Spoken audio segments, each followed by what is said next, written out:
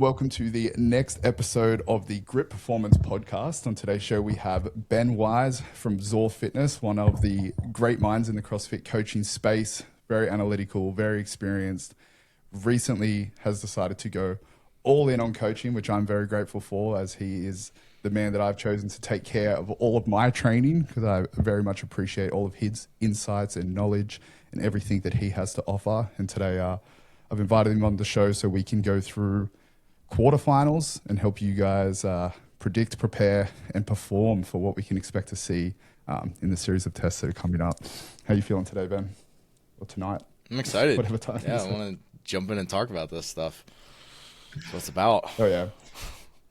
So for the most part, I think anyone who does a little bit of research will have insight into the data surrounding quarterfinals and like what you can expect to see from previous years. I know, like myself, I spent some time over the last week just in the lead up to this scraping a lot of the data off the CrossFit website to sort of help me get, the crew best prepared, and also to get some insight into things that we can provide for here. Now, we know that most of the movements that we can expect to see are going to be, higher skill. They're going to be slightly heavier. They're going to be essentially a separator for the people who are looking to go from quarterfinals into semifinals, right? They're basically trying to cut the field primarily based on skill. The open, for the most part, is has less bottlenecks and generally more of a test of fitness, whereas quarterfinals creates a lot more bottlenecks, so we can sort of trim the field down a little bit, get a more representative, a better representation of the more well-rounded athletes in the sport that are looking to progress towards semifinals. And the things that I sort of had jotted down, which were coming from the scraping of the CrossFit website, the things that we'll expect to see for the most part: high volume rope climbs, GHD sit-ups, pistol squats, heavy barbells, ring muscle ups, but more so in combinations that have higher levels of interference in comparison to the open, where it's generally sort of thrown at the end sometimes as just like a separator. It'll be a more core component. Bar muscle ups, but once again, under a lot more fatigue and interference. Handstand walking, strict handstand push-ups, and then overhead limited movements like dumbbell overhead lunges, heavy overhead squats. When you personally think about the movement selection that comes into play here, and you think about your client base and potential limiters that they have of those sort of listed movements, how are you allowing them to, one, still build upon the limiter that is there while still being prepared for the other tests in quarterfinals that may not be as much of a limiter for them, but be able to express, some of the strengths and other components of the tests? Yeah. You probably have to remind me of that in a second, because I'm going to go off on a tangent. Yeah. But I think one of the first things, like when I just look at the quarterfinals, because 2021 was the first year, we didn't have any last year in 2025. So we got 3 years of tests. And one of those years was Bosman, which I assume he's not programming this year. Mm-hmm. So it's like, really, you have an idea, because obviously there's certain constraints that they've chosen to put on it. And, the rough format of those tests was virtually the same, considering someone else programmed it. So it's probably not going to stray too far from that. Like, you're probably going to see at least 4, maybe 5, potentially 6 scores, likely 5 testing windows. And then it's you don't actually have that much data outside of that. I'm guessing Dave probably programmed, maybe with some collaboration with the team on the other 2. So it's again, you have an idea of what's coming, but I think one of the things that, if you've been around this long enough and you're someone who is analytical, it's you try to look for trends, you try to predict things. And if I know anything about Dave, it's that he likes to go out of bounds sometimes. Yeah. And I think that's one thing to keep in mind is okay, we always know that things are going to typically look like this. Yeah, until you don't. So I think they switch, yeah. You can also go down the rabbit hole of okay, all the what ifs of okay, what if they do a handstand hold in the box? Because they've done that in the CrossFit Games team competition. They've done it on the first virtual stage of 2021 for the games. Like, very easy to standardize. NorCal did it last year in a qualifier. So it's like very plausible that something like that could come up, but it's never shown up before. The likelihood of it showing up, probably not super high. So it's like, I guess that's what you got to think about as a coach, is like, how much do I want to try to predict and like kind of broaden the exercise selection to like prepare for those what ifs, versus how much do I want to just like focus on the stuff that are a little bit more known, that's like the likelihood of these showing up is very high, and then just trying to build fitness with those things. And not that it has to be either one of those, because I do a bit of both, and that's probably what I'd recommend to other people. But I think like maybe as that is like a starting place for like a mindset as you're like getting into program design for quarterfinals. Definitely. It's like, as a ratio, it's like, how much do you want to be a betting man versus how much do you want to just ensure readiness for that athlete? Like, correct. Example actually I could bring up was for Down Under this previous year. It's like all of the years leading up, there was this trend of like, if there was rope climbs in the qualifier, there wasn't at the event. And if there wasn't rope climbs in the qualifier, there wasn't the event. And it's like this past year, it's like followed that pattern for like nearly like 5 years or whatever. And it come up, I'm like, definitely going to be rope climbs, doing lots of like rope climbs density, no rope climbs, right? So it's like one of those things where, you know, there is always those adjustments. On the last podcast, we referenced the barbell, like the semifinals, how they ended up switching it to be everything was a dumbbell, right? Yes. So it's once again, it's like you don't want to just like make all these assumptions to only fall, you know, to make someone feel underprepared, right? Because you don't want to convince them that, yeah, these are the tests that will be there, because then you're, you know, building that up in someone's head. And if it's not the case, then they feel underprepared, versus it being, we are, you know, essentially still touching on all of the movements that we can expect to see at a higher level. Like, you know, realistically, maybe there's not going to be, you know, another massive chunk of light dumbbell snatches and, you know, things that we'll expect to see in the open. Like, we can assume that the level of skill will go up a little bit, the weights will go up a little bit, and therefore maybe like touching on a ton of light barbell cycling and light dumbbell cycling isn't something that's going to be there. But at the same time, like, I definitely appreciate that mindset where it's, you don't want to just entirely make an assumption off the data that we have based on the fact that it isn't, you know, a long, like 20 years of data that's like reasonably consistent. And, you know, like you said, there's variables in the person who has actually programmed for it as well. So I can definitely appreciate those insights. So when it comes to... I also think like one more important thing to like bring to the conversation before it's even like, I think before you even like go into like, okay, what specifically do we need to be touching on for quarterfinals, this and that? It's like, I think the first thing is like, if you have a specific athlete in front of you, I mean, this is great if you're like writing like a blog program that's just going to go out to the masses. You don't know exactly who's doing it. It's like you're writing for sort of a demographic or an avatar.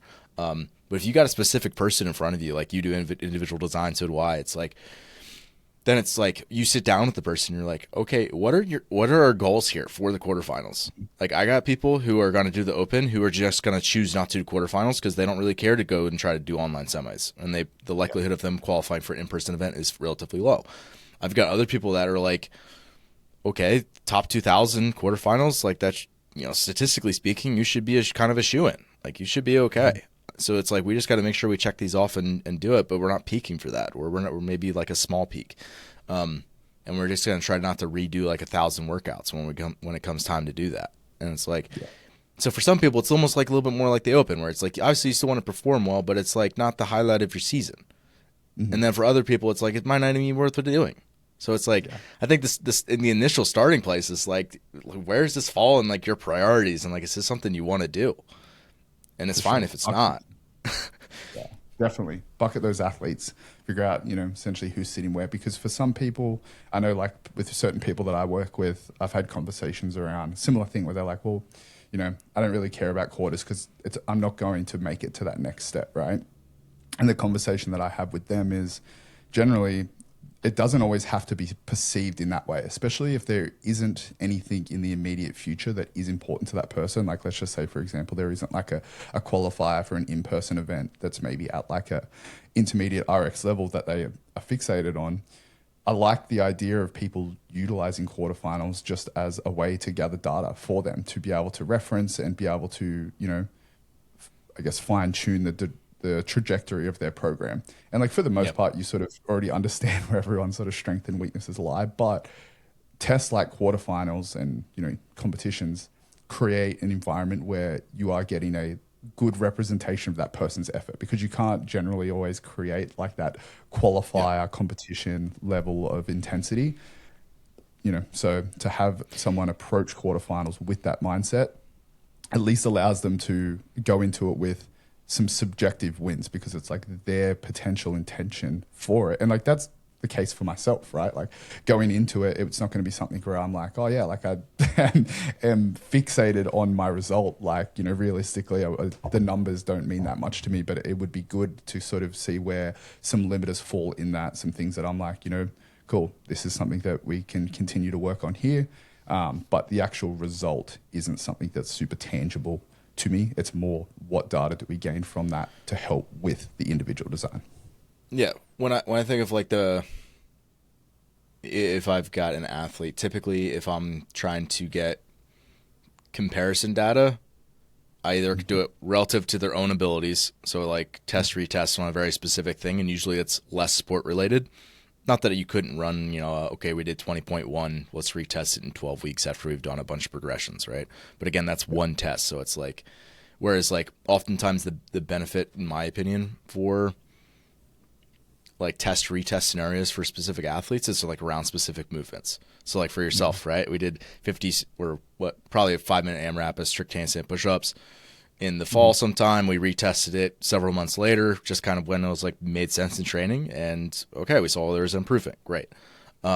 Whereas like how much benefit would there be in you doing quarterfinals 2022 event 3, and we're just going to retest it in another 12 weeks. And it's like, Yeah. unless like those things are very specifically like weaknesses for you, and like there's a very makes sense that there's a reason for that, it's like, I don't know if that makes a ton of sense. Versus like, okay, let's just get you signed up for something like quarterfinals of this year. We can know exactly where you fall relative to the field in this body of tests. And it's mimicking, it's not going to mimic like a live competition in the sense of like competition hygiene and rhythms and travel and all of those stressors that are involved, but in the sense that it's condensed format, you're getting it's a very set number of tests that you have to do in a specific window. It's like a lot of those things are very specific, and that's going to give you great data points to look at. And again, it's something where the person's going to be much more motivated, even if they quote unquote like don't care about it as much, or it's not the highlight of their season or whatever. It's like their level of motivation, because they know that they're actually getting compared to other people and actually submitting their scores on a leaderboard, is just going to be way higher. For sure. And it's, to an extent, you're helping the athlete get better at qualifiers as well. Because I know for a lot of the people that I work with, there is still qualifiers for these like intermediate RX and like elite level events, and quarterfinals. So, got to make money. Yeah, 100%. That's how it's $20 a pop. All right, everybody get their online qualifier. It's legit. That's like, it's when you're at a certain level when they're just doing like the qualifier, and then you see the event, you're like, man, I feel like majority of the funds are just coming from these qualifiers. Yeah. But like it helps, people get more prepared for circumstances like qualifiers, right? So people are getting comfortable with setting up a camera and like having a little bit of that sort of competition tension surrounding a workout, how people can sort of properly warm up and prepare to sort of execute a workout well, compared to the workout always being at the end of your session and you're, quite like already like prepared and mobile. It's like coming in, doing a proper warm up and hitting it. So, there is that aspect of it as well to help, athletes get more exposure to qualifier scenarios.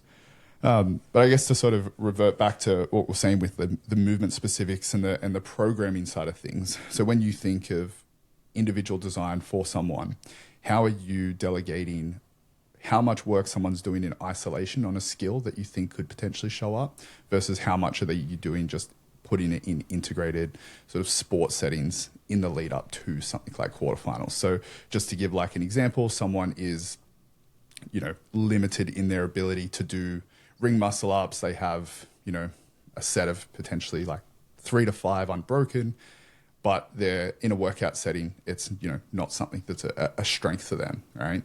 So with that being the case, how are you, I guess, essentially giving them a little bit more exposure leading into quarterfinals to have that, are you sort of, look, let's expose it in more, higher interference type settings so that you feel prepared when it comes in. You haven't only done them in isolation and then doing them in a workout. Is it almost like we'll take a little step forward, even though the normal sort of periodization of that movement wouldn't generally go that way, but just knowing that quarters is coming up? Again, I feel like this is one of those where it can be very complicated until you have a specific person in front of you. Again, if I have somebody in front of me, they got 3 to 5 ring muscle ups, like, I'm wasting your time if I'm telling you you're making it to semifinals. Yeah, of course. So it's like, okay. And as soon as you like set like, okay, these are our expectations. Like, okay, we're still going to do the best we can in quarterfinals. You're not making it to semis, if I'm just being honest. Like, okay, we had a long trajectory to get there. We're working on things. We're making good progress, but we're not there just yet. Right? It's like, in that situation, it's like, hopefully we've been running ring muscle progressions for months. Mm-hmm. And then it's like, okay, we've seen your technique is really cleaned up a lot. Like, okay, we still got little things that we can dial in here and there, but it's like, now it's consistent. So we can start to like mix in a little bit of fatigue. Let's just, I'm making up a scenario, right? It's like, okay, yeah, I mean, you can consistently hit doubles when you're fatigued in workouts. Okay, let's start to create scenarios that are giving you a little bit of fatigue so that when you go to do quarterfinals, I know it's not the highlight of your season. We're just using it as like a checkup, checkpoint to see how your training's going. It's like, but at the same time, I want you to be prepared so you can do it the best you can and that you also don't get injured when you're going through that process. So it's like, as me as a coach, like that's what like the priority is in my opinion then, is like, let's make sure that you feel like you had a win when you go to do the workout and that you don't get injured doing the workout. And I'm not going to like say probably to the athlete, I don't want you to get injured when you're doing the workout. But as a coach, that's how I'm thinking about it, right? It's like, I'm making sure my athlete, like, if they can continue to develop over the long term, like that's what's going to allow them to, just stay in the game. That's what allows you to get good progress over the long term. And it's like, obviously not getting injured is part of that. So it's like, in that situation, it's like, yeah, probably just having a real conversation with them. It's like, what's realistic? And it's like, with the level that you're at, I don't see like mixing in a ton of fatigue all the time in training leading up to that being a recipe for success, right? The likelihood that you have incredible tolerance to that movement under various types of fatigues, if you got 3 to 5 consistently, is very low. Mm-hmm. Whereas like, let's just take it to the other extreme, right? You got somebody who, it's like, okay, ring muscle ups blow me up in a workout, but I've unfatigued. I got a set of 22 in the tank. Yeah. It's like, well, okay, this is a very different situation. And now it's like, okay, we've identified that it's not the muscular endurance components of the ring muscle up that are usually the issue unless it's like really paired with something super aggressive. Like, okay, if it's a bench press, handstand walk, ring muscle up workout, yeah, you're going to deal with tricep fatigue. But, outside of like rare circumstances like that, muscle endurance is pretty good. Just a matter of like, it really spikes up your, the metabolic rate is hard to keep up with. It's like, okay, then we can do things where you're doing like ramping erg intervals into a set of ring muscle ups, or even like into a shorter AMRAP that is like more sports like specific movements. And then that's going to be great training for that person, but they're just kind of in a different place than the other person. And again, that's not to like demean the other person by any means. It's just like part of like the coaching process is like setting realistic expectations as like what the person should be like what's the goal here? I don't know. Yes. No, very much. And that's essentially bucketing those athletes again, right? And like for that first athlete, it's setting them up for some sort of subjective win, right? Like for them, if they've decided they want to do quarterfinals because their gym's doing quarterfinals, their friends are doing quarterfinals, right? It's like, all right, how do we go through this experience and have something tangible to leave with a win, right? And if that's how we executed a workout, sticking to a specific game plan, if it was, feeling like you were able to representatively show your capacity in each workout because you had a good pacing plan and a good preparation, and like you essentially leave quarterfinals being like, I'm happy with my execution. The result is irrelevant, right? That second athlete, maybe it's a little bit more tied on the actual execution. They know that they're not a shoe-in for something like semifinals, like it's not super realistic, but they've done quarterfinals previously, and they're this type of person that's like, even though realistically it never makes sense to compare yourself on the leaderboard because of the fluctuations, and it's a different set of tests and all that. And I explain that to people when they sort of go, "Oh, I want to try and beat my placement." But it doesn't matter. It doesn't matter. They want to see it go up either way. They don't care if it's a different set of tests. 100%.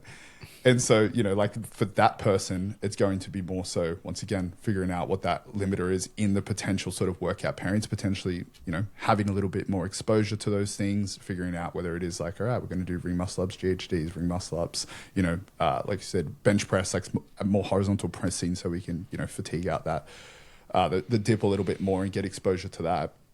And then I guess the third bucket that we didn't really touch on is the people that are essentially, shooting for something like a semifinals, right? Where they do have a realistic goal, right? Or a realistic shot at qualifying for something like in-person semifinals. And when that becomes the case, I think obviously there's a lot more to be said about more sport-specific contexts. If there is like, when we talk about limiters of people that are probably at that level, the limiter for them is still something that can be touched on like in an integrated setting, right? Like they can still do it under exposure, probably pairing that more so maybe once in a sport specific context and maybe one other time in the week in something that's a little bit more, has more constraints to sort of expose that limiter in an integrated setting. Is that a similar sort of thought process that you have for, say, that third bucket of athlete that has a realistic shot at semifinals, but they, still have a quote unquote limiter, let's, for example, something like ring muscle ups? Yeah, I think maybe a good example of that would be like, okay, if you're preparing an athlete for like a competition that just got coming up that's a live competition, it's like likely 3 weeks, 2 weeks, a month out, somewhere in there, they're going to get majority of their tests. It's like, so you're basically just running progressions of those events. It's like, if you only do super fatigued work of whatever movement you're doing, again, it's not really setting them up for success from health or like just like keeping that movement feeling really sharp. If you're always doing it under fatigue, whereas like, again, I think there are definitely people who do it the opposite way, where it's like they're always just doing a big rotating EMOM where they never really accumulate that much fatigue of any of like the specific patterns.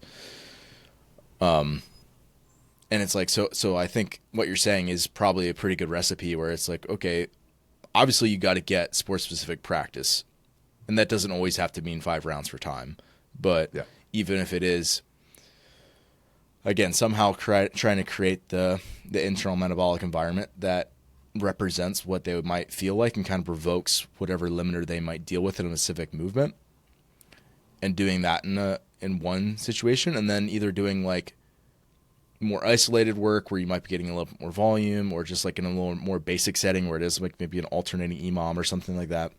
And then it's like maybe surrounded with like some supportive work. So like, for example, if it is somebody who is dealing with core fatigue, okay, you could give them a super specific pairing of, GHD ring muscle up or something, but you could also just do it where it's like maybe a little bit less of something that's maybe that's a bad example because you kind of want to do pretty targeted work with that. But say it's like handstand push-ups would be a great example, right? Like, so, if like quarterfinals was like the highlight of your season, and it's like, okay, this is really important and we're working on developing handstand push-ups. It's like, we're going to hit on those probably at least once with fairly isolated, pretty dense work that maybe has some sort of like recovery erg or something associated with it to mimic it a little bit closer, but it's still like very isolated.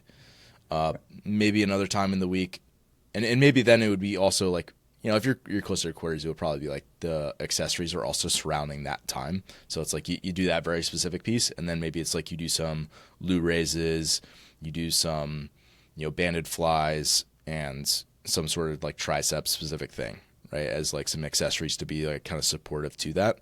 And then maybe on your second day you get much more like specific work where it's like either, sets of work where it's like, you could just say it's like, okay, you got 3 minutes of work, minute and a half of rest, 5 sets of this, and one of like the primary movements is just a handstand push-up. And it's just like, maybe it doesn't even really matter all that much what the other movements are, provided that like goes well with the rest of the week. And just kind of like, again, it's not just like a random Metcon. It is like a little bit more specific, but it's still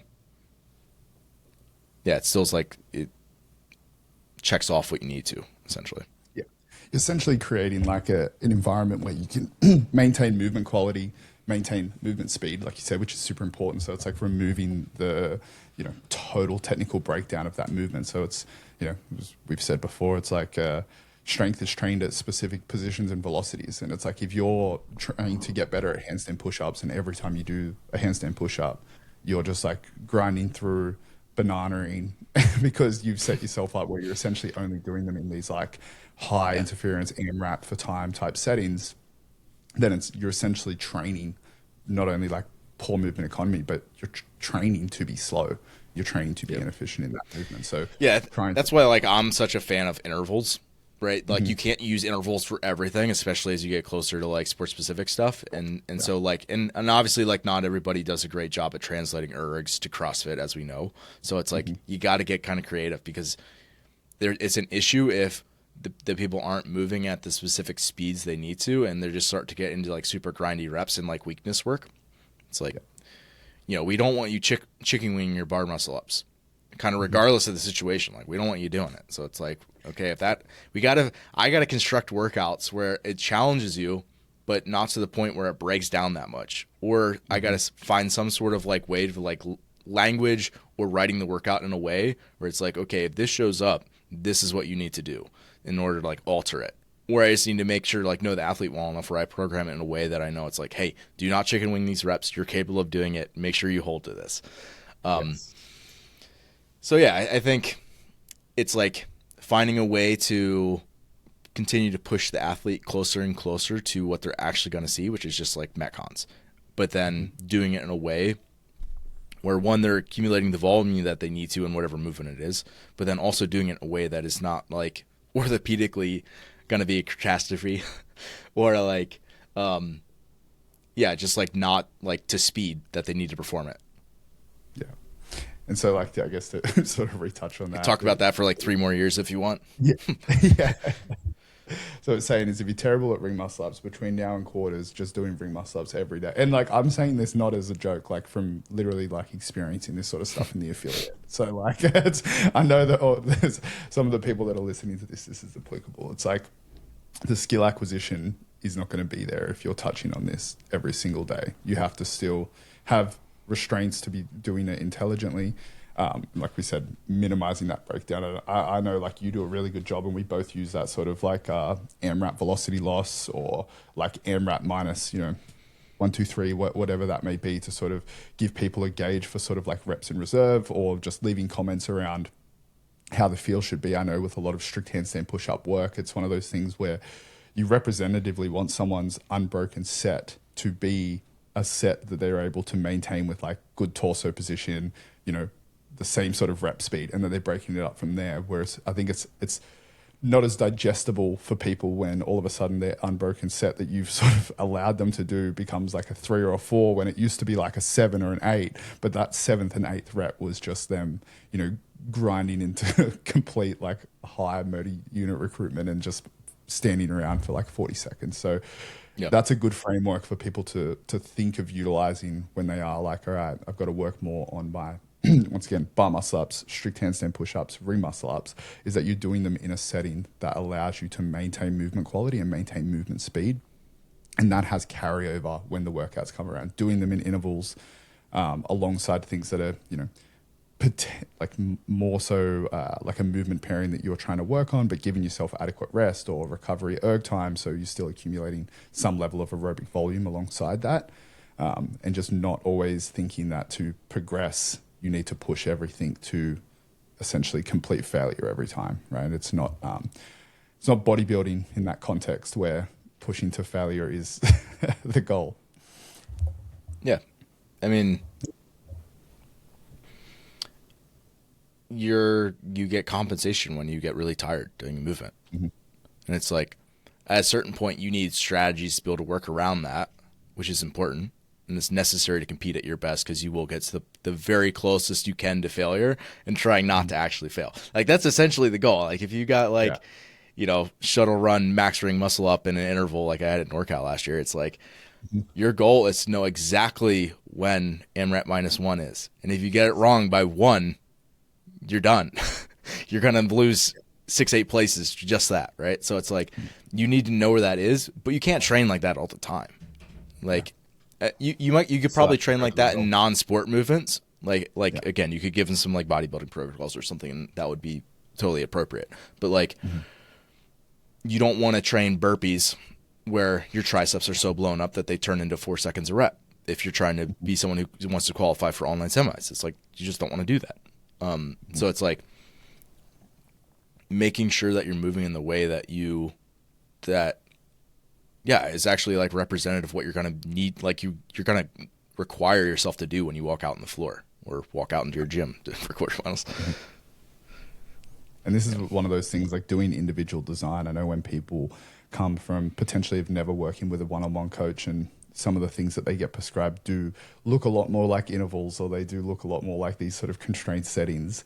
And it's once again, it's harder for people to digest because it doesn't look like the sport that they have signed up to and love competing in. And they just make the assumption that, I just thought I was going to get more specific metcons, or that these things that you were going to write were just these like magic metcons that all the pros do. Whereas, like I said, in reality, it's like you trying to create environments and restraints that are, testing and pushing, but allowing to, maintain speed and quality. Because especially in things like qualifier settings, movement speed and the ability to maintain quality movement speed is arguably the most important. Putting these sort of restraint settings where it is like the AMRAP -1, 2, 3, velocity loss, whatever sort of wording that you use, also helps people build athlete IQ, because they're learning to sort of auto-regulate. And it's like if they're only sort of ever working towards certain rep ranges and how they break those rep ranges, they're never actually fully gauging what it feels like to sort of push to those ends, recover, push to those ends and recover. Yeah, like your program looks very different than somebody who is a much lower training age and athlete IQ than you. Like I might not use velocity loss at all. I might not even use AMRAP minus whatever, because they might have no clue, right? Yeah. Like, AMRAP -2 front squat is AMRAP -1 front squat, like grossest thing you could possibly do. A lot of people don't know that because they've never really taken one to AMRAP -1, or they think they did, right? But it was like, well, you probably could have grinded out another 4 or 5 there. So it's like really you had 5 left in the tank. And sometimes you write it and you know that for the athlete. It's like I know they're gonna be, this person tends to really undershoot what they're capable of. So it's like I'll probably just write AMRAP -1. They'll probably get to AMRAP -3 or 4 in all practicality, and that's great, right? So it's just like, and also one more thing that we kind of touched on was like, this putting like a lot of constraints on something is great for like a lot of those movements that like as you're progressing somebody kind of through a like a trajectory of a ring muscle up, bar muscle up, handstand walk, handstand push up, a lot of those like higher skill gymnastics movements, like you got to find ways to like, again, make it where they're accumulating the volume, they're doing it in the right way, like all the stuff we mentioned before. But it's like I'm very much a big fan of like not random metcons, but like you need to keep a touch on the sport, and you can be very kind of like particular in how you go about it. Making sure that you're hitting certain things that you want to make sure that, okay, this person specifically, it's like, okay, Tyson should probably do like some sort of like thruster chest to bar kind of couplet almost on a weekly basis, right? Because if you don't, it's just going to feel like absolute trash when you go back to it, right? And I know that because like that's kind of how I was. It's like, okay, I should probably touch on like thruster echo bike, like almost on like some sort of variation like that that's crappy on a weekly basis almost.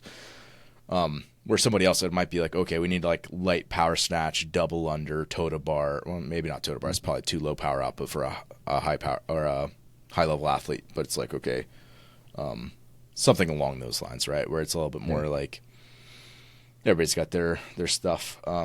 So you just sort of like bias exercise selection, like, okay, these are the things that kind of make sense, or these are things we haven't touched in a while. This is kind of what makes sense in this person's week. And then, actually constructing sport pieces that make sense for them. So that's definitely part of it. I feel like we haven't touched on that yet, but I was literally about to say, you got to do the sport. Yeah. Yeah, you took the perfect transition, because that was exactly where I was going with the, how often essentially are you recommending that people go to the well, get a touch on the sport? Because that's, like you said, it's still a massive component of it. People still have to get a feel for the intensity, because it's like you don't want that to be something that they're not exposed to when these qualifiers, when quarterfinals and things like that come around. It's like it's all good and well to have the training, essentially, right, to sort of set yourself up for success, as we've touched on, with curating these sort of environments to get the most out of the limiters that you have. But at the same time, you're still training for a sport, right? And you still have to execute in the sport, and the sport demands high intensity, and a lot less, I guess, like structure than what we would expect to see in some of the intervals and stuff like that we provide. So with someone preparing, like, once again, for, say, something like quarterfinals, is there circumstances where you're getting them to touch on multiple, I guess, settings of a higher intensity feel to sort of somewhat simulate what they're going to expect to see when they're doing quarterfinals, where there is multiple workouts in a day? I think some of this kind of naturally comes along with like where an athlete's at in their overall trajectory. Mm-hmm. Meaning that, like, if you have a high level athlete, they're semifinals caliber athlete or above, it's like they're probably training twice a day. And it's like they're probably not just like, doing OPEX map 10, Yes. like super easy, like planks and easy air bike and stuff like that, right? Like they're getting after it in both sessions. So it's like, obviously you're going to vary it in how you do those things, but and with those such people, it's like you can give them touches of intensity throughout their week, and they're going to be just fine, because they already have it. They've already been exposed to it. So it's like you could probably still keep in double sessions, give them some extra, one or two of those end up being like more specific sport work, and the volume of their week might actually come down. Yeah. Whereas, like, again, I would probably think of it almost like a bell curve. Maybe that's the wrong analogy, but like, you got two ends of the spectrum, and it's like, that's the one end. The other end is like somebody who's like, does a lot of classes. They're pretty new to training, CrossFit specifically. And it's like, they're still in the process of like getting a lot of their movements. They train once a day. It's like oftentimes like, for these people and like the affiliate that I have, it's like, they're doing like some individual design and they're getting into class. And class often has a Metcon in it. And it's like, that's great for those people because they haven't done a bunch of Metcons. Like, if you've been doing CrossFit for 2 years, there's lots of combination and time domains and things that you have no idea how you perform. And it's like, that's really important for you to just get in and like, get into it and like know what to do. And because they're not so finely tuned, they can't just dig that deep where they're going to be completely trashed every time. And they probably don't have the fitness level that allows for them to just like really bury themselves on a everyday basis. That's a great point, right? Because and then like say for example, there's a bottomless level. There's just something that is harder for them. They're not going to have the ability to push the intensity to the. And it's almost like everything becomes harder if you're not as fit. Like, even the most basic movements, you're going to desaturate on and like really have a hard time continuing to move with like consistency. So it's like, for those people, it's like, that's totally okay. They're going to be just fine to do that. And then it's like, obviously, like the high level people that are more than capable, they've got all the movements fairly dialed in and they've got little tweaks that they're making. But besides that, it's like just trying to push the physiology in the right way and then get them to like, time up a peak and feel sharp at the right time. And then for everybody in the middle, it's like the odds of you actually making it through might be pretty slim. We kind of know that you're like, okay, maybe you're a bubble athlete. And it's like, okay, maybe this is like the crux of your season and we really do want to push it hard. But for a lot of people, it's like, okay, the reality of you going past online semis is very low. So let's continue to work on the stuff that you need to work on as we get closer to it.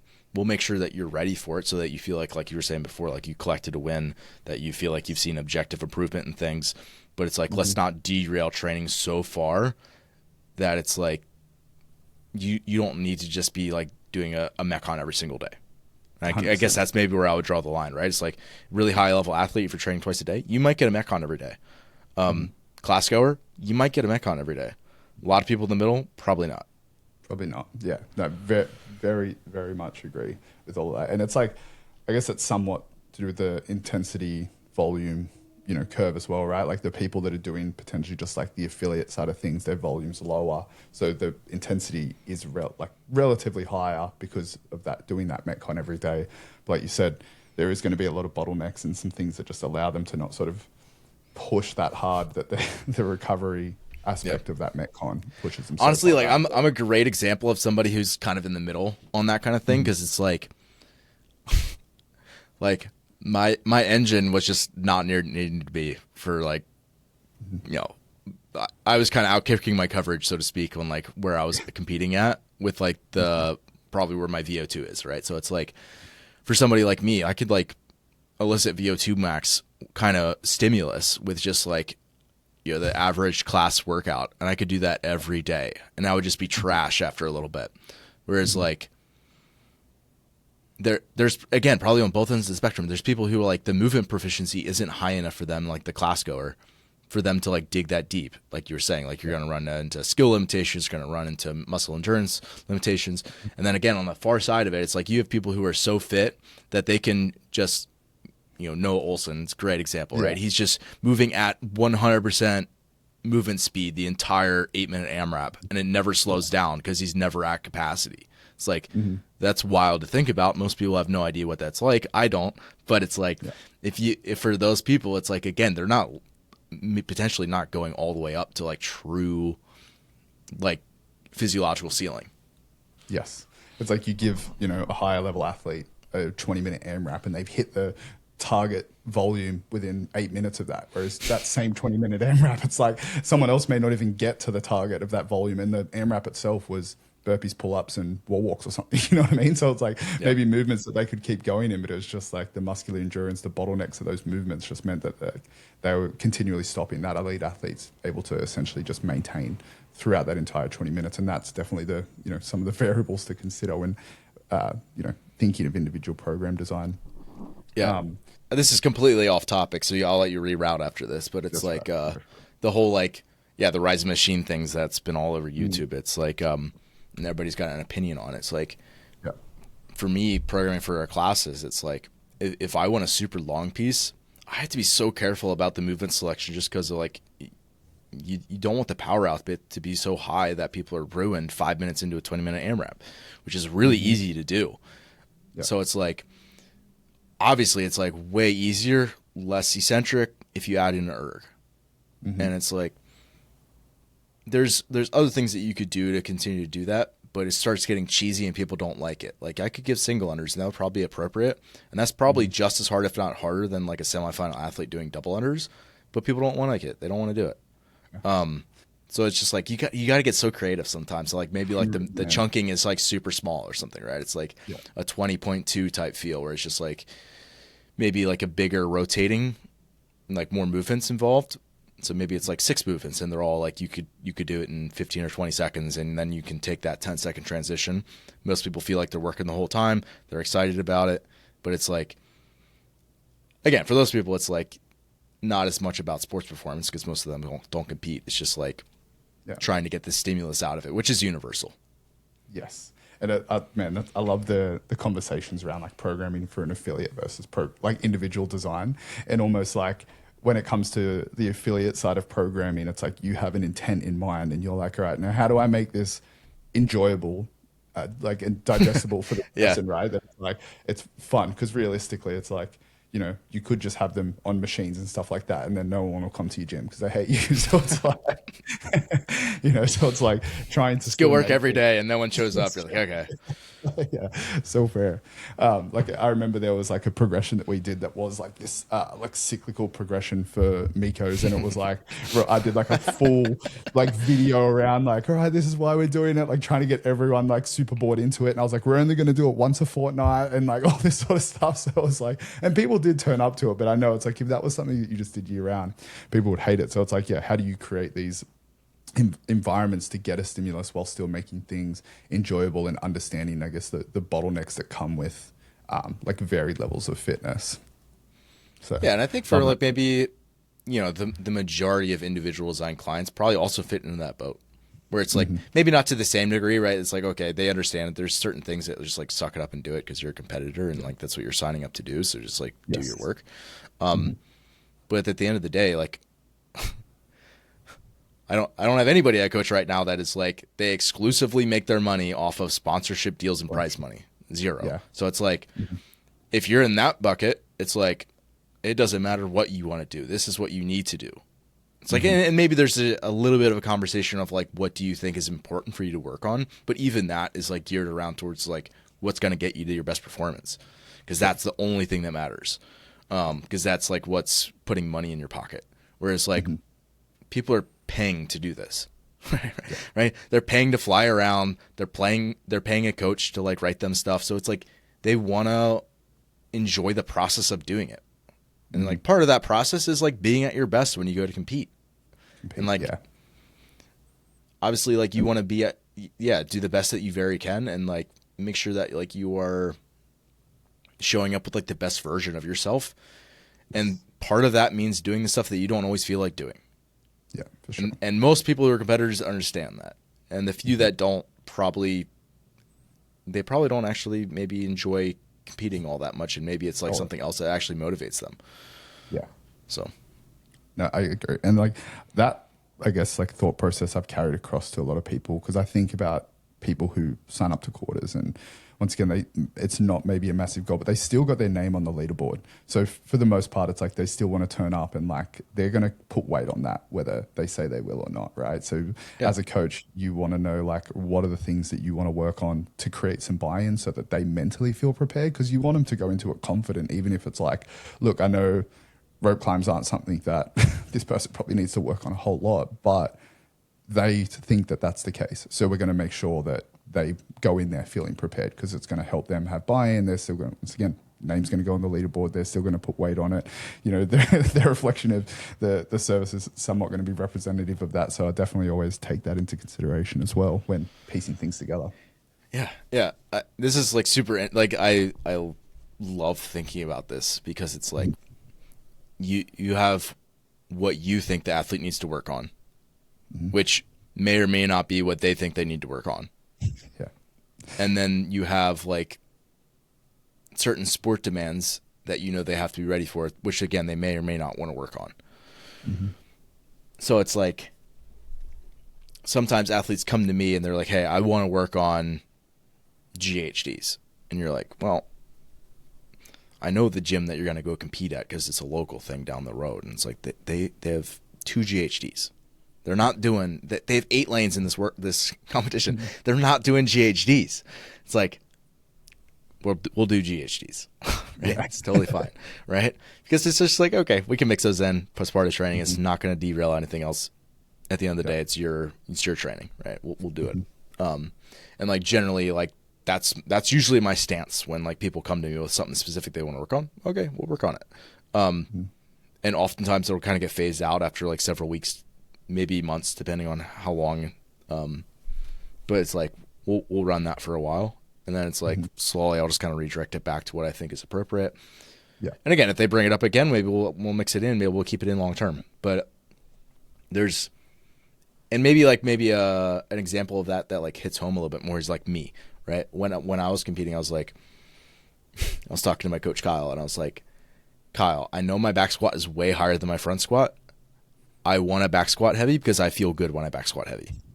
He was like, all right, well, back squat.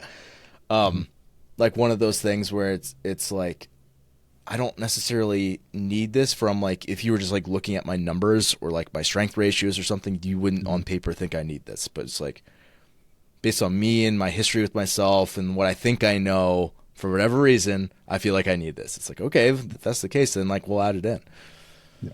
And then like, I guess the final layer of that is like, if you have an idea of like, okay, this is the athlete needs, then it's just a matter of like getting them to like either have buy-in or trying to get them to like admit that, okay, this is something that we need to work on without necessarily you even having to say it to their face. Yes. It's like, okay, Tyson, we had our 5 events at quarterfinals, looking at this, what do you think our goal should be for? Well, it's like, okay, well, the ring muscle up handstand push up one was my lowest finish here. That's where I accumulated the most points. So and again, that's another great thing about quarterfinals is you have all these objective things to look at now. So it's like when you're doing a post game analysis, you can look back and be like, okay, I don't have to tell you because you know, like you tell me what do we need to be working on here, and there's like no way around it. Yeah.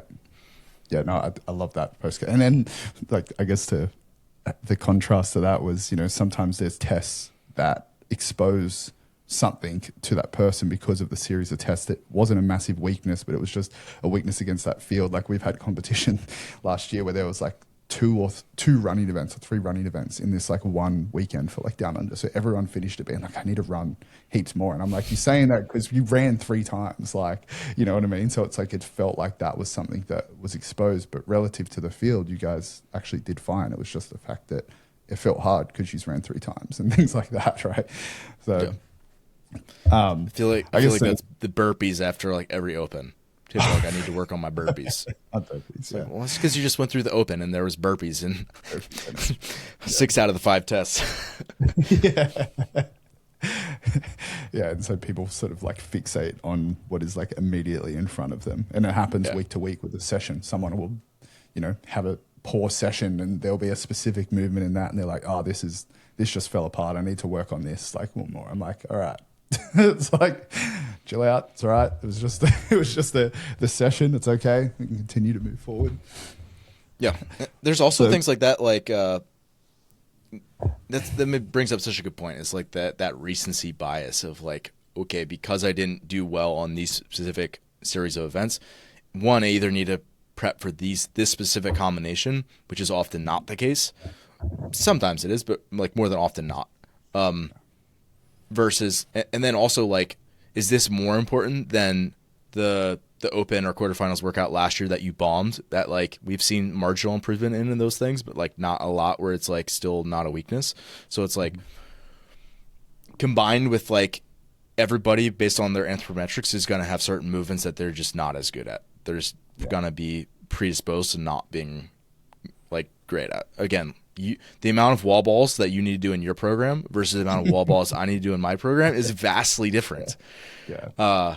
Like I could do wall balls until I'm blue in my face, and when they come out, I'm gonna like hope to squeak by with an acceptable score. And so like that is something that like that's something that I know that based on all of the past experiences I have. If I get lucky in I'm not doing quarterfinals, but if they had wall balls in them, or let's say they didn't have wall balls in them, and like there was something else that I identified as an issue, it's like, okay, you could work on that, but don't neglect the fact that like this is something that needs to be a long-term developmental thing that needs to stay in there constantly. So again, this is something that I talk about this maybe a little bit with the athlete face to face, but it's more just something that I'm going to keep notes on the back end of that person's design as like what we need to be working on. And they're not going to go away just because we have recency bias to something else. It's like, just because you got exposed on a handstand hold that is going to come out in 1 out of 100 qualifiers doesn't mean that we're just going to work on it constantly. Right. Yeah. Because your handstand push-ups that are going to come out in 80% of qualifiers are more of an issue, and like that is the thing that like we need to continue to work on. So 100%. It's just like that, and maybe not all coaches are like this. Maybe the other coaches get like really like more emotional about performances around certain things, but I guess for me it's like I try not to get too attached to one particular score. It's like, okay, there's so many factors that can go into one thing. It's like just look for trends and like kind of trust your gut as to like what an individual athlete's going to need. Yeah, for sure. It's like figuring out what the biggest needle movers are, not allowing recency bias to sort of skew that perception. It's a great way to put it. Yeah. Because it's like, once again, it's like when you sort of zoom out and look over the year, it's like, how am I going to help this individual achieve the most success across the greatest like timeline in which I work with that person? And it's like, yeah, we could fixate on improving this this issue that is like, you know, burnt into their head from this recent event, or I could set them up for success to, you know, improve over the next 3-4 things that they have associated importance to the point where they just forget that ever happened. Set them up. Yeah, and also I'm not saying it's wrong to like No, if 100%. somebody get exposed to not like they're probably very motivated to work on whatever that is after that because they if it's an in-person event they could feel like they got embarrassed doing it, like you couldn't climb the pegboard at the CrossFit games, you're probably very embarrassed. Your legless rope climbs went so poorly in the competition that you're the only one standing on the floor when everybody else was done. It's like those things really get burnt into your mind as an athlete, so like leveraging that to like continue to work on that when it gets very boring and because you've been doing this the same types of progressions for a very long time is super valuable. Podcast, bro. That was the legless roll time experience for her. Oh no. Semi-finals win. She's definitely come a long way since then. But that example is 100% the case, right? Like you just built this like it's a bit of trauma surrounding like a certain experience. And it's like, as a coach, it's like there is potential to ride that wave. The buy-in is going to be so high that it's like, you're basically certain that there's buy-in and they're going to make improvement on that. And it's, once again, it's just how much of the program are you delegating, or how much of their, adaptation currency, their energy are you putting into that thing? It's like, yeah, it probably makes sense to put some in there because the buy-in is going to be so high. But it's like, do you want to shift the entire trajectory of that program for that reason? Maybe there is some circumstances where it is the case, like you said, because maybe it shows up again in some other competition in 4 weeks. But then there's other circumstances where it may not be the case. Yeah, and obviously there can be stuff where it is like this is so significant that it's probably going to alter the way that we do training for a long time. And maybe it's not like specific to even like a leaderboard performance. It could be like an injury too. Like someone pulls a heavy deadlift, they hear a pop in their back, and they're down for like 3 days, like crawling around, like literally. 3 weeks later, they're like walking around just fine, able to move, no issues. It's like that person could deal with like the residual like mental trauma from that for the rest of their career. And it's like if there's certain things that like you could do that like might keep them feeling confident in their ability to do that, then it's like you should do those things and you should do them until they retire. Yeah. So there are things that are definitely like that. And there could definitely be performance things too. Like I see somebody who's got long legs. It's like we're going to squat twice a week as a starting place, and you're going to do that until you retire. Yeah. That's kind of a non-negotiable. So yeah, I think it just kind of depends what it is. Yeah. Great. Yeah, that's a whole podcast in itself, nearly. Yeah, I'm not a psychiatrist, so. Yeah, no. Classic. I guess the last point to make, right? And then because we've been talking for an hour, so we'll sort of can utilize this to sort of bring it home. So we'll give ourselves like a bit of an avatar so it becomes easier to sort of work with. But when it comes to performing in the CrossFit quarterfinals, what are the things that you would give your athletes as tools leading into those workouts? They're the sort of person who's essentially doing it because they've qualified. They're doing it because, once again, their friends are doing it, the gym's doing it. They want to do it, and they just love doing CrossFit orientated stuff, right? They're like, all right, this is some good qualifier practice. We're not going to like they care about their score because they've put their name on the leaderboard, but they don't care if they don't make it to semifinals because the expectation isn't there, right? They're just doing it for the sake of doing it. When the weekend comes up, what are the sorts of things that you're giving them to essentially best prepare for that? And if that's, what does a framework for strategy look like? What is a framework for, and once again, can be short and sweet because these could be, once again, long tangents as well, but just sort of preparing for each of the workouts as they come up. Yeah, I think it starts like if that person, again, I think it starts with setting expectations as to like what is the goal, right? The goal is to enjoy the experience, to have a positive experience by doing the best that you can, and not just like redoing workouts until you're blue in the face. Like setting some of those like boundaries up front of like, okay, maybe we redo 1 or 2 of these workouts if you think like I'm really not happy with how this went and it's going to stick with me long term unless I want to like redo it. It's like, okay, let's redo it. But like just setting some expectations around like what do you how committed are you to your best scores? And then it's like based on if they're really committed to having some of their best scores, then it's like, even if you're not like gonna qualify for the next thing, you're fairly committed to being at your best. So it's like, we'll probably do a little bit more specific prep then for them. And then it's like, because you had a little more specific prep, we can probably talk through more scenarios that have been very similar to what you're doing in a quarterfinals test that actually comes out just based on your past training. And you would do that even if you didn't really do a ton of specific prep for the person. It's like, all right, Tyson, we did this handstand push-up, ring muscle up, shuttle run workout from 6 weeks ago. You know, this is a very similar type triplet here. You know, the work to rest isn't that much different. The volume's roughly the same. So let's use this as sort of like our pacing strategy or something, right? So you're trying to pull up past examples of like, this is a time that you had success, and this is how you paced it. This is a similar type of environment. So it's like just allowing that person to, one, call on past experiences to build some confidence in what they're doing. Because it's like, oh yeah, I have done this combination before. You're right, coach. I haven't thought about that workout before. So it just gives them a bit of, hopefully like a baseline level of confidence when they're going into the workout. And obviously that helps them with pacing and forming pacing strategies.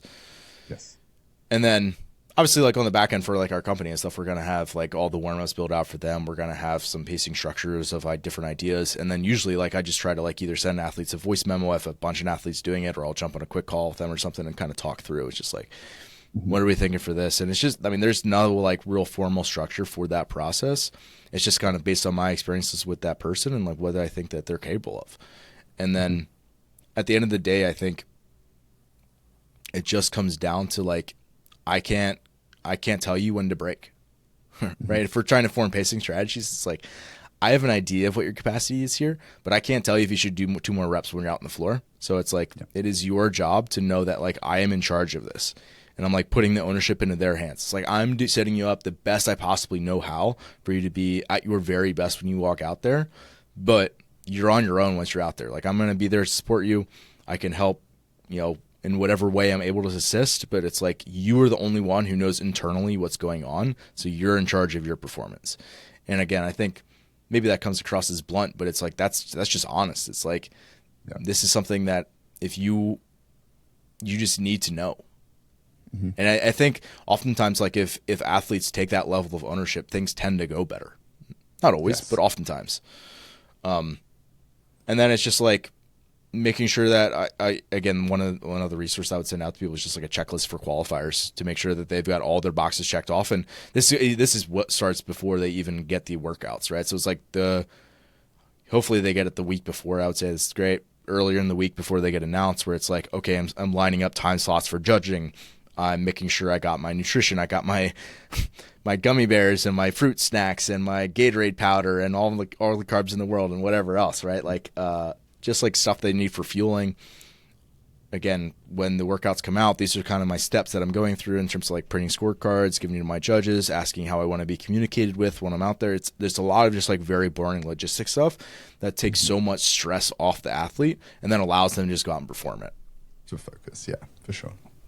And like that framework in which you put up then in terms of taking ownership, that's one of those things where the training that we sort of spoke on and curating those intervals and helping build athlete IQ, it's like it pays its dividends so much in those environments because you yourself have built a relationship with your relationship to failure for specific movements, but also, a relationship with like what it feels like to, be more, I guess, intentful and aware of your movement in workouts. Like you're not just going into everything with the goal of being like this number, this number, this number. It's like there's strategy to your training, and then that carries over when you're actually executing in competition or in qualifiers and stuff like that as well. And it's like not everything's just looked at as like a hit the go button and go as hard as I can until the wheels fall off. Yeah. And I think like usually the athletes who are most analytical, where they're going to like really nitpick their strategy for workouts, are also probably the athletes who leave pretty detailed notes, and you probably know their break strategies for previous workouts they did based on just like their feedback that you give them. So it's like just as simple as like digging up a past workout that had similar exercise selection, looking at their notes, talking with them about it. Again, they're probably already going to know if they're an athlete who's performing at a decently high level, and if they are someone who's going to want to like analyze in terms of like creating a strategy, like, okay, like at least we'll have some data for that. And then like you got other people who are just like, you know, I think I'm going to be pretty capable of this. And they just kind of go into it a little bit more willy nilly. And it's like, I've coached those athletes. I was never that way. So it's a little bit harder for me to like kind of relate to, but it's something that I've kind of learned that like, I can't force like a super detailed strategy onto someone who's not a super critical thinker about exercise in the way that I am. So it's like a matter of giving them like a few landmarks or guide rails as to like, okay, when you get into it, you just got to make sure you're not redlined when you're getting on the rower. I think somewhere around this calories per hour pace is going to be about right for you. But again, the big thing is when you get off the rower that you can walk right over to the rings and get right to work on those. It's like, even if they're not a super analytical thinker, they know what that means. Yes. Because you're just giving too much cognitive load to the athlete otherwise, right? Like some people can sort of process it, whereas other people, it's like, it's almost going to have a negative impact on their performance because their cognitive load's going to be so high thinking of all of the things that you've given them to break down. Whereas for other people, that's almost just a part of their process. And I guess as a coach, it's really just distinguishing the difference in personality types to sort of set them up for success. So yeah, it's a great point. Yeah. But it was a solid episode, man. It's like an hour and 10. So I respect your time. That was so quick. Yeah. I was like, as much as I'd, love to just sort of just keep sitting here talking because there's a million different things we could go through. Like I said, this was sort of like a timely one, but I've got so many like different conversations that I'd be super excited to have. So maybe there'll be something that was a little bit less restrained in terms of just talking about quarterfinals, and we can just go off on tangents and stuff like that in the future. I think that'd be cool. I'm down to talk whenever. Yeah, man. All right. Thank you very much, man. I appreciate that.